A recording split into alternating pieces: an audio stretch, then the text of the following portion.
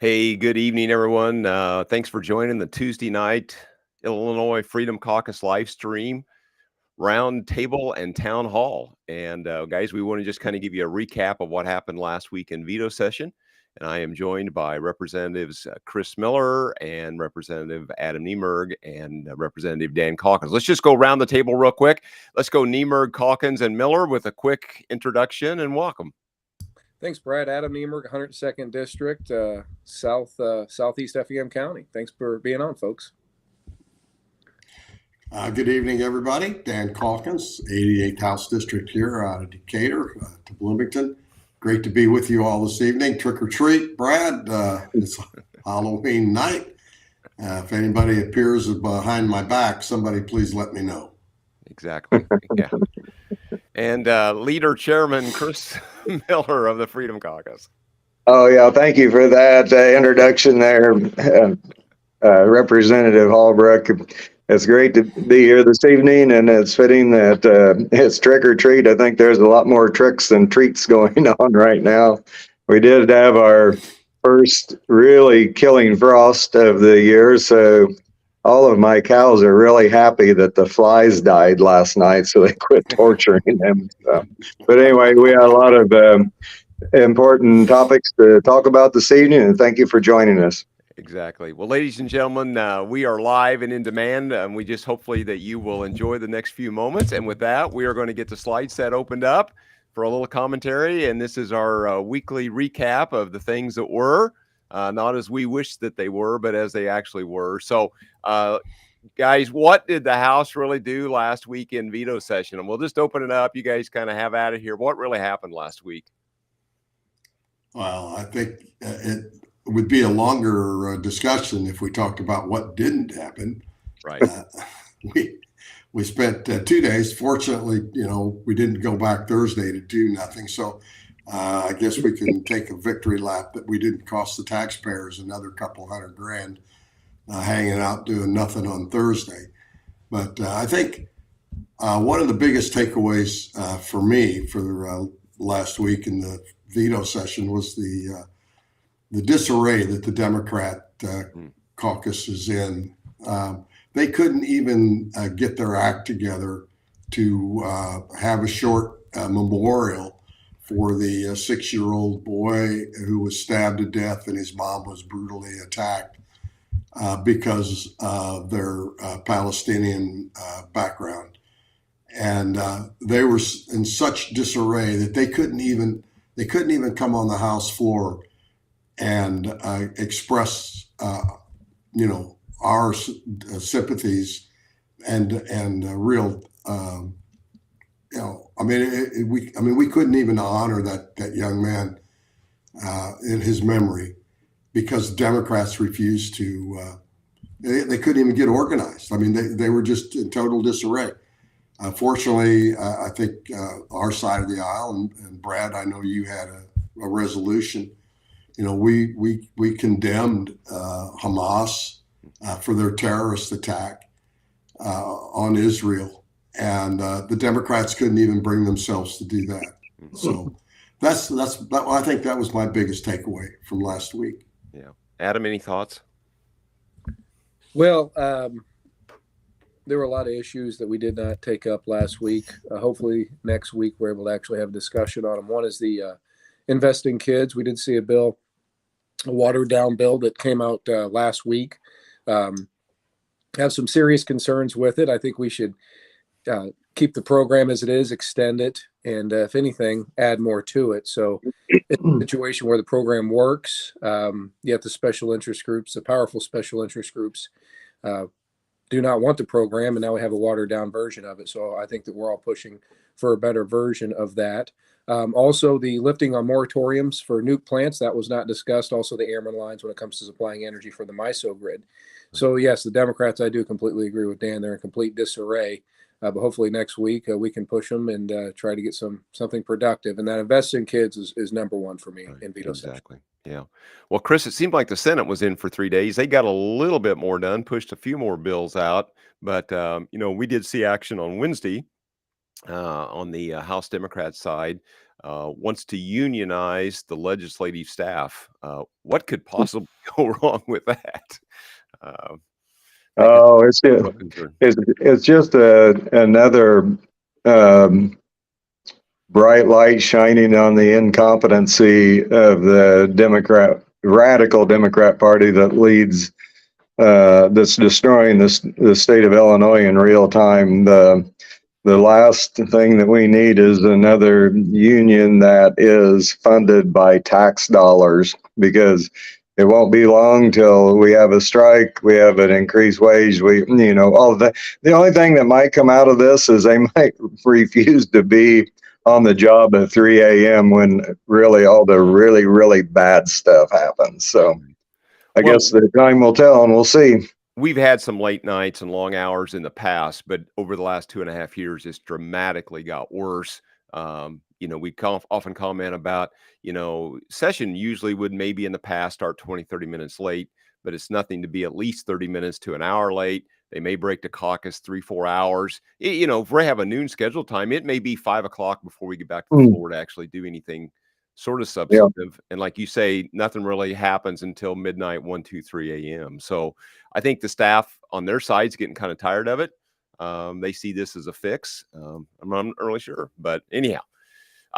So what did the Democrats refuse to address in veto? We talked a little bit, Adam, you talked a little bit about Invest in Kids. We heard a little bit about the nuclear energy ban, or the lift on the moratorium on the construction.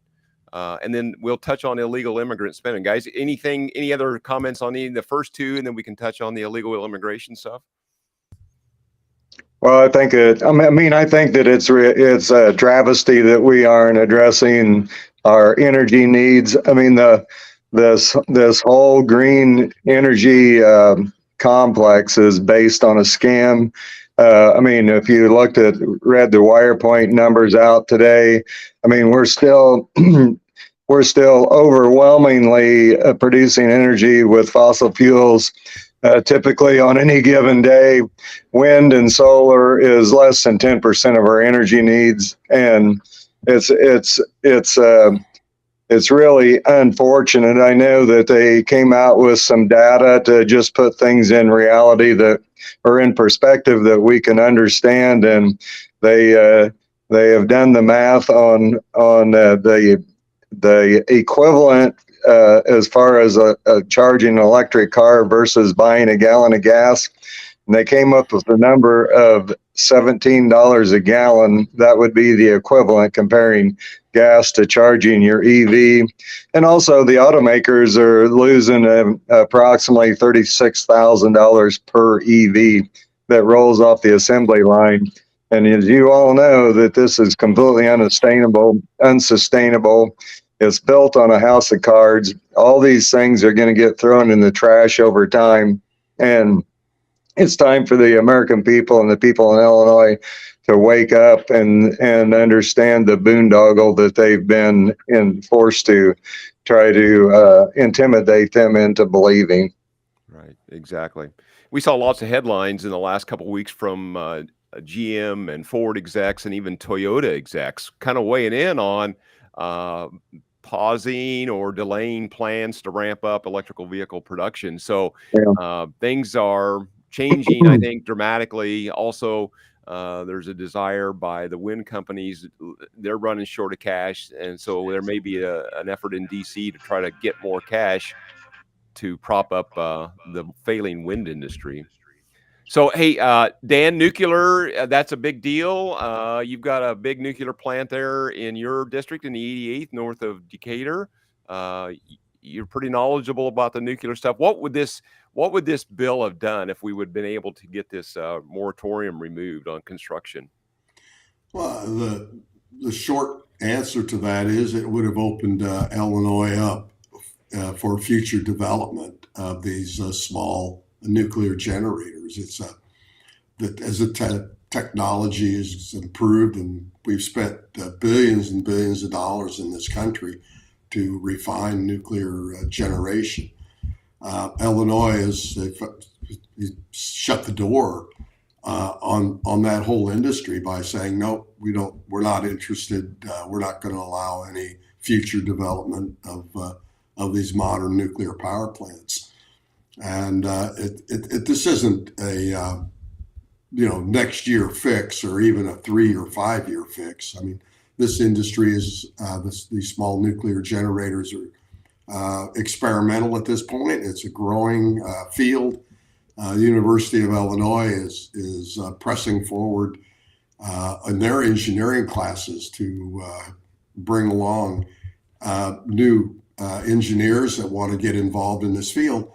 But they won't be able to work in Illinois, obviously, because the Democrats, Governor Pritzker particularly, have bowed down to this radical green idea that nuclear energy is not good, when we all know it's the cleanest form of electric generation, power generation that we have.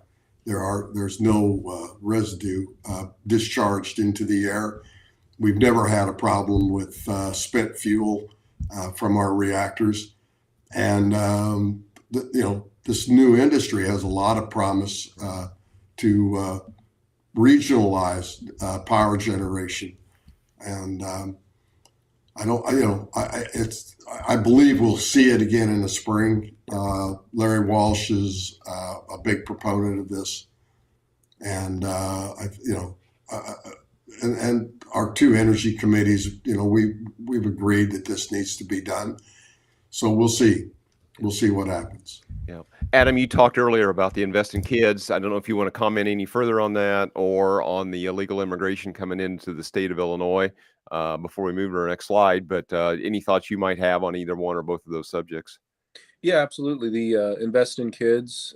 What I'd ask everybody to do is call your local state representative, your local state senator, and ask them to push a bill that's actually going to extend this program as is, or actually add future benefits to this program, because it works. And anything that works in the state of Illinois, powerful special interest groups, they don't like that, especially the education unions. They see a school choice program, and this school choice program helps inner city kids throughout the entire state of Illinois, kids that do need help being placed in proper schools. So this is a very, very, very productive program. So we need to see this expanded, and at the very least, see this program as a status quo moving forward. But the bill that was introduced is not good enough. Yeah. When it comes to the migrant crisis, the illegal aliens, coming across the border, ICE just recently said that it was 5.7 million. That's over almost half the state of Illinois. We have $1.1 billion in healthcare that through this last budget that we're funding for illegal immigrants here in the state of Illinois. We have no idea what the transportation costs are. We have no idea what the housing costs are. Yet the Biden administration asked for anybody to be evacuated out of Israel to sign an agreement saying that they would pay back the airline ticket. Well, if they came across the southern border, they'd have free housing, free phone, free everything. So we need to change the way we're doing business, not only in the state of Illinois, but in this country. Yeah. Sorry.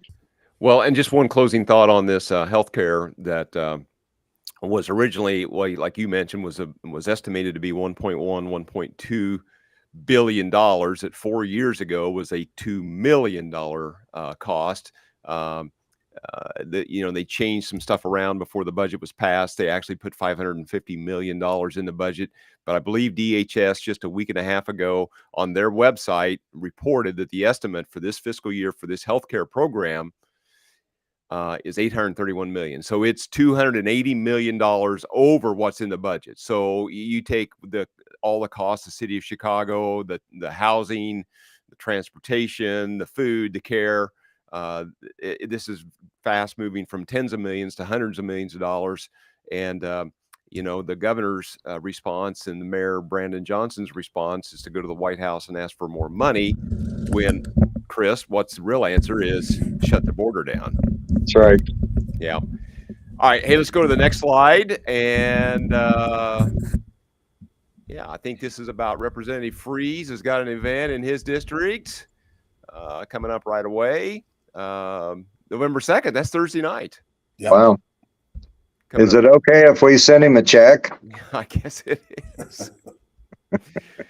Yeah, probably be fine. And so Okay. you can read the details there. And with that, here's our last slide. This is where you find us.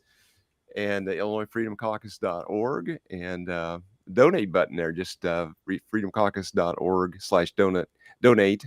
Help us to continue this cause across the state and across the nation. Gentlemen, any closing thoughts? Maybe we can go in reverse. We can go Miller, Calkins, and then Adam, and then we'll close out for the evening. No, we're really happy that we have the opportunity to give a voice to the voiceless. I know that the grassroots are where it's happening here in the state of Illinois, and don't lose heart. We got to keep hammering. We got to keep doing the right thing the right way with a great attitude. And I know that the Illinois Freedom Caucus is here to serve you. Please let us know if there's anything that we can do, any place we can go, any message that you want to resonate out of here. We're happy to serve you that way, and have a great rest of your week. Thank you, Leader Chairman Miller. Dan Calkins. Thank you. Yeah, we need to get Chris an embroidered shirt there. I think it says chairman on it. Thank you very much. And also a wrap. I need a wrap on my truck. Oh, a wrap. Yeah. Chairman. That'll be good. Oh, thanks very much. And I want to thank Colin for helping put this together today. This is an opportunity for those of you out there that are watching. We're fighting every day for you. This is not an easy task, but something that we've all vowed and promised to do. We're working for you. DCFS, Illinois State Police. It doesn't matter. IDOT. I know Brad, you guys, and Adam are in a wrestling match with IDOT over some of the problems that are happening in your districts. But really appreciate the support that we've gotten, and we look forward to seeing you all back in Springfield next week. Yeah. It'll wrap up Veto. Yeah, Adam.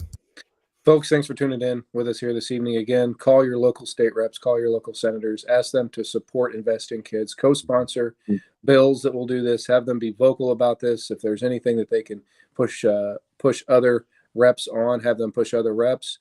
Don't just settle for, hey, you're going to support it, and they say yeah, and then that's all they do. We need to push this issue.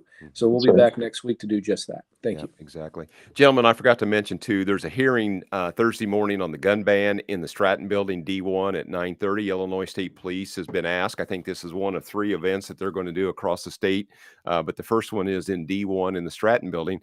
That's just a kind of a small committee hearing room. And on any given day, when there's a committee hearing there, it can be fairly packed out. So I can't imagine with a subject of this magnitude, what that's going to be like up there.